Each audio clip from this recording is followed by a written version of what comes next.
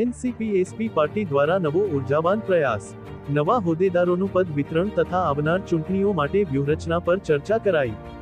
તારીખ 22 માર્ચ 2025 વાર મંગળવાર રોજ સુરત શહેરમાં એનસીપી-એસપી પાર્ટી દ્વારા આજે સુરત શહેરમાં એક વિશિષ્ટ પદ વિતરણ કાર્યક્રમ યોજવામાં આવ્યો, જેમાં નવા હોદ્દેદારોને જવાબદારીઓ સોંપવામાં આવી.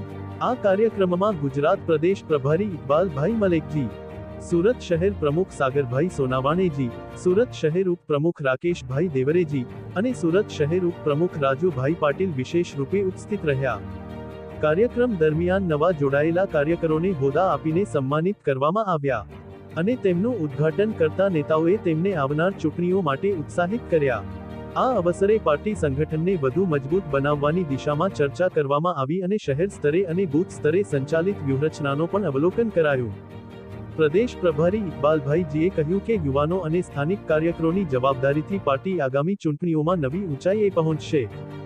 દરેક કાર્યકરે એક જનસેવી નેતા તરીકે પોતાનું દાયિત્વ નિભાવવું જોઈએ.